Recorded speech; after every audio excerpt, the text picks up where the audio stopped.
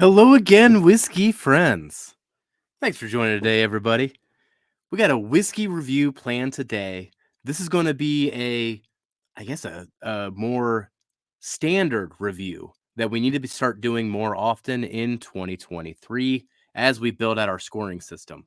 So today's review is going to be Old Forester 1920 Prohibition. Oh man, I'm excited to get back into this one. I have gone through so many bottles of this, but I stopped buying it when the barrel strength picks started coming out. So I prioritized those barrel strength picks for the last 1.5 years, and I stopped buying 1920. And then I recently got 1920 blind in an advent calendar this last season, and it was so good. I was like, oh, I need to go back to this one. And now we're going back to it. This is the perfect time for it. So thank you for joining me today, everybody. Let's kick off the show and let's kick off the review.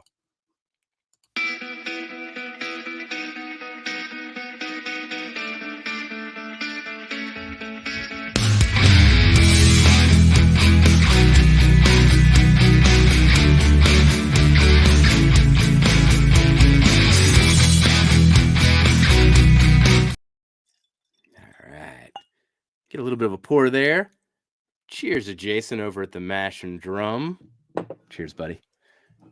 So, for today's review, we do have the Old Forester 1920. If you are unfamiliar with this, this is just a great bourbon to have on your bar, especially if you are good with barrel proof pours. So the proof on this one is 115 proof, and the price on this one, at least for my area, is about 58 to $62, depending on where I get it from in Northern Kentucky or Ohio. So I guess we're looking at a $60 pour. Now, the great thing about this one is, though, you are pretty much going to be able to find it every day of the week, everywhere you go. And that has a lot of inherent value in and of itself, something that is accessible. What is important for us on the channel as we go through 2023, we just launched a new scoring system in January of 2023.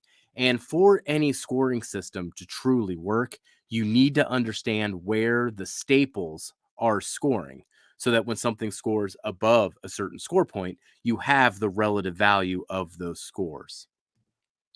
So I went back and I did buy a 1920 from my local grocery store for that particular purpose. I have gotten to a point in my own personal collection where I am too reliant on batches and limited editions and single barrel purchases. So when people come over to my house and I let them share things or I share things with them, they need to be able to buy those things too. That's kind of like a learning I've had in the last 6 months. Like I've gone through way too many experiences where I've given somebody a taste of something only to be like, "Oh, I'm glad you like that, but you can never buy it because that was a single barrel and that single barrel's gone."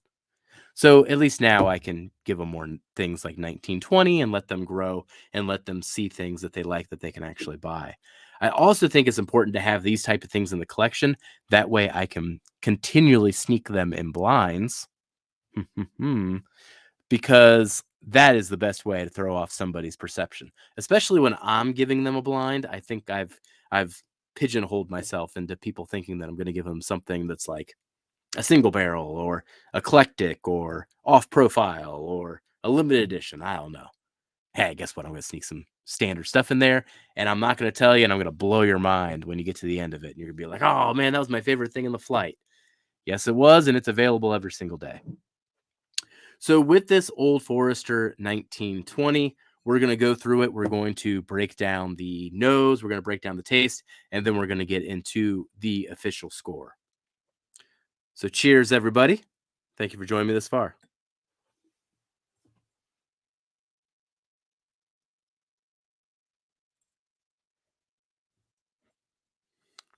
Given this a fresh crack here, I mean, or a fresh take at least, still fits what I expect from it. The thing that sticks out to me on this particular Old Forester, and it's probably because of rapid aging's not quite the word, but they do the whole temperature controlled warehouse.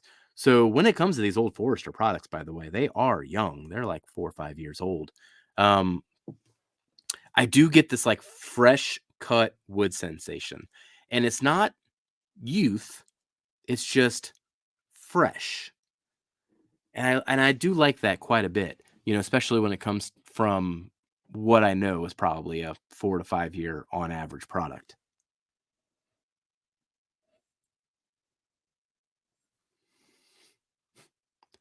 The other thing that sticks out on this one, and this would be a marker for Old Forester in general, but it smells like banana runts. So if you were to go with that classic candy, the the banana shaped candies, and you were to smell those, they have a smell to them that isn't like a fresh banana that we eat today. It has this different smell to it, and that's more the banana runts. Now, I did look something up on this once, and it said that those candies are actually based on the flavor of what bananas used to taste like 60 years ago. That's kind of terrifying that, over the course of just 50, 60 years, something that used to taste like something doesn't taste like something anymore, but we probably go through that more often than we expect. Other thing that comes out would be like a chocolate chips. Like if you were to open a fresh bag of chocolate chips, uh, just kind of that chocolate type of smell.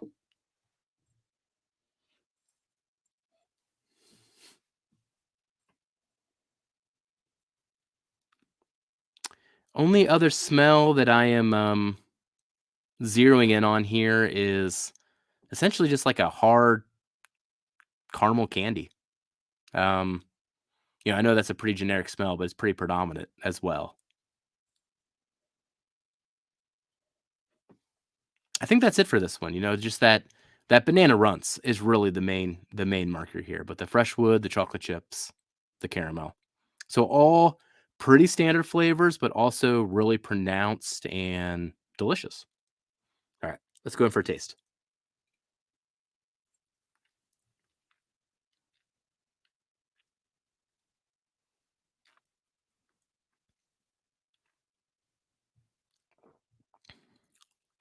All right, this is going to be pretty consistent notes throughout all this. Up front, that banana runts comes through again. If you were to put your little quarter in and get yourself a little banana runts when you spin the dial, put those in your mouth and let them sit there. Yeah, it's just gonna taste like that. The chocolate chips does come through as well, just a little bit on the front palate, but it's mostly beyond the banana runts. I would describe as a brown sugar. And mouthfeel on this one, oh, nice and creamy. I think that's probably one of my favorite aspects of this particular pour. Given that it's not quite barrel proof, since we know these get up to 130 and crazy proofs. But at 115 still, the way this was blended, man, the mouth feels real good.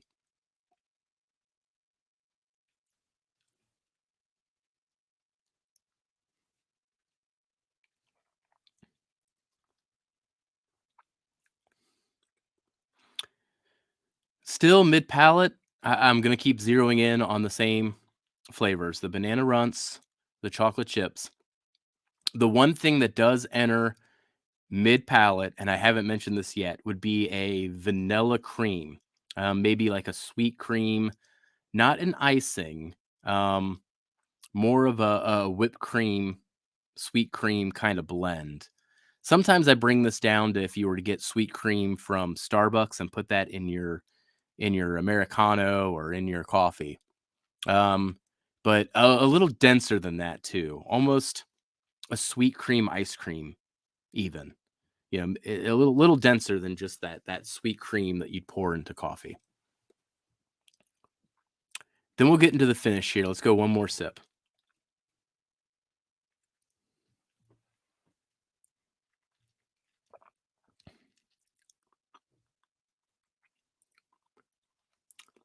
Hmm.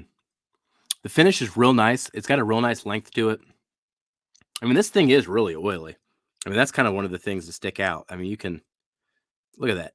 I mean, you can just see that across the glass here. And that's where I think it shows up in the finish as well. All the notes, though, are still the same. I'm still going to go with the banana runts. I'm going to go with the chocolate chips. I'm going to go with that sweet cream, I guess sweet cream ice cream, something with a little bit of a density to it. When we mention the fresh cut wood off the nose, I think on the finish, it presents itself more as just this barrel char. Um, trying to describe it there. I mean, it's almost a pepperiness, but I wouldn't distinctly describe it as pepper. And it's all related to tasting the wood, the charred wood of the barrel. Like it comes through very distinctly like that. Once again, probably a byproduct of the temperature controlled and the aging process, but none of it's youthful. I think that's like the most impressive thing typically about all these Old Forester products.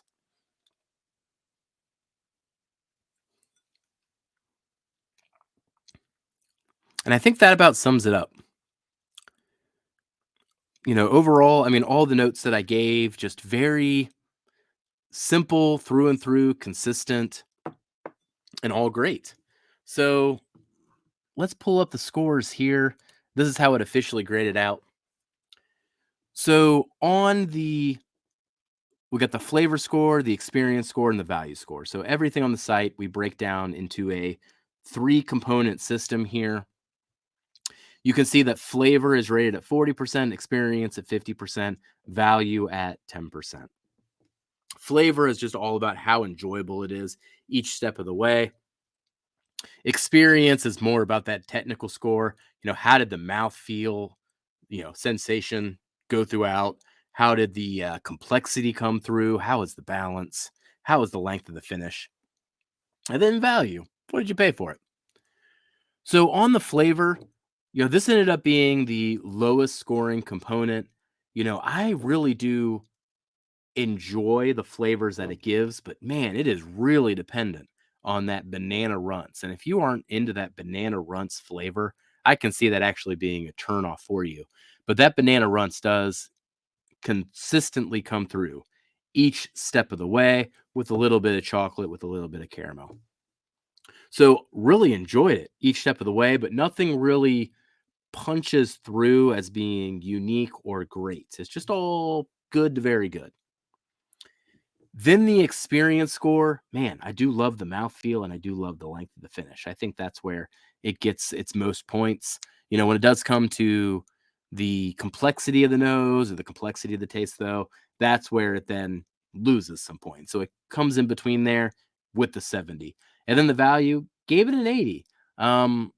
With it being $60 readily available, I do think that's a really good value for what this offers, especially for a barrel proof offering. There are other things on the shelf that are $40, $50 that I may recommend over this, but still a very good value. And ultimately, that all adds up to a total score of a 70, which is the baseline for a very good pour here on the channel. And I think that fits Old Forester 1920 perfectly. I think that was a perfect place for it. Recommend. I'm giving this one a 9 out of 10. I'm going to recommend this one to everybody. Once you get to that high of proof, that's the kind of the why it's not a 10 out of 10. It's a 9 out of 10. I need you to be able to handle proof, and I need you to be able to handle 115. And if you can, this should be a staple on your shelf. I think it's as simple as that. So do I plan to buy another? Oh, heck yeah, I plan to buy another. This is probably my 4th, 5th barrel of this bottle of this thing. I've gone through so many 1920s. Now, I haven't had one in a year and a half. Shame on me. I got too dependent on those barrel proofs. But I kind of like this better than some of the barrel proofs that I've had as well, to be quite honest. So this is one I do like sneaking into blinds. As I said, I reappreciated this one because it was given to me blind in an advent calendar. And as I was going through it, I was like, man, this is a great pour. What is this? It's Old Forester 1920. It's very good. So if you haven't tried it yet, hopefully this breaks down some barriers and you go and try this one next. I'll be sharing this one with some people. And as I said, I'll be sneaking it in some blinds to throw some people off. Well, thank you for joining me today for today's whiskey review, everybody. I'll catch you later, whiskey friends. Bye, everyone.